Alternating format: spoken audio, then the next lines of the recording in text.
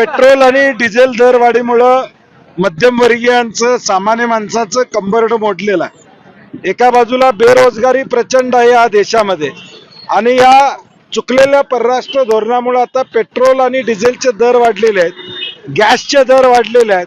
याच्या विरोधात कोल्हापूर जिल्हा काँग्रेसच्या वतीनं आज जिल्ह्यामध्ये सगळ्या पेट्रोल पंपावर काँग्रेसचे कार्यकर्ते लोकांना या ठिकाणी पटवून देत आहेत की भाजपचं सरकार कशा पद्धतीनं लुटमार करते।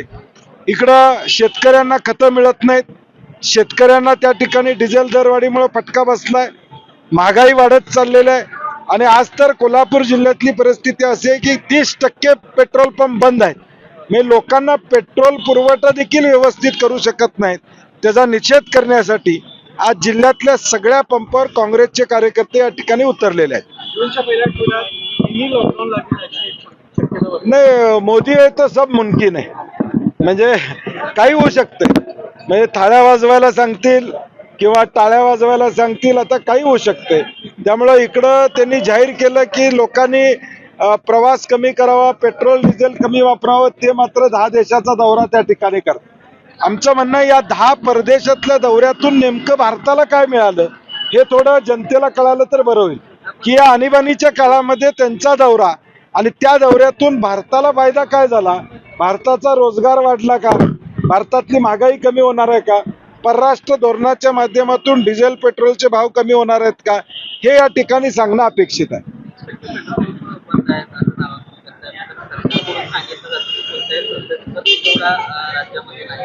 नाही, सरकार खोटं बोलतंय। सरकारचे एक मंत्री म्हणतात एक महिना पुरेल एवढा साठा आमच्याकडे आहे, मुख्यमंत्री म्हणतात काही काळजी करायचं कारण नाही।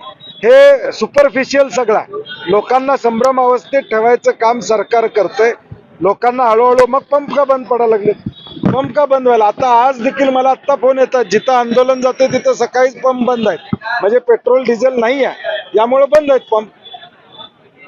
तुम्ही जे आता पत्रक वाटलं त्या पत्रकामध्ये फरक आहे काँग्रेस सरकारच्या काळात आणि आता? नाही, मनमोहन सिंगजी असताना क्रूड ऑइलचे दर किती होते आणि त्यावेळी पेट्रोलचे दर किती होते हे लोकांना आम्ही सांगण्याचं काम केलेलं। ज्यावेळी क्रूड ऑइलचे दर कमी होते त्यावेळी सरकारनं देशातले दर कमी केले नाहीत, किंबहुना ते वाढवूनच ठेवले।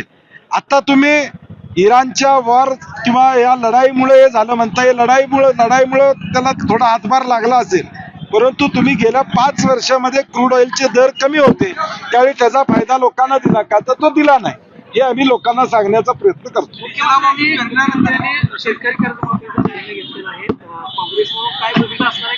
नाही, ऑलरेडी त्याच्यावर आम्ही बोललेलो आहे, पूर्वी सुद्धा आम्ही कर्जमाफी केलेली, आता प्रत्यक्षात किती लोकांना लाभ मिळणार आहे हे या ठिकाणी महत्वाचं आहे आणि कर्ज माफ केलेल्या बँकांना सरकारकडून पैसे लवकर मिळणार आहेत काय महत्वाचं नाही। तुम्ही मगाशी म्हणलं ना, मध्यमवर्गीयचं कंबरड मोडलंय महागाईमुळं। आता लॉजिस्टिक म्हणजे जे माल वाहतूक व्यवस्था या देशामध्ये या पेट्रोल डिझेलमुळं त्याच्यात ब्लॅक मार्केटिंग चालू त्या ठिकाणी होईल। आता उद्याच्या भविष्यकाळात लोकांना शहरामध्ये भाजीपाला मिळणं हे अवघड होऊन जाईल, शेतकऱ्यांना ट्रॅक्टर चालवणं या ठिकाणी अवघड होऊन जाईल, म्हणजे जी शेतीवर अवलंबून अवजार आहेत ती देखील चालवणं अडचणीचं होईल। एकूण याचा परिणाम सगळ्या समाज घटकावर या ठिकाणी होणार। मेलोडी चॉकलेट खायची वेळ येणार।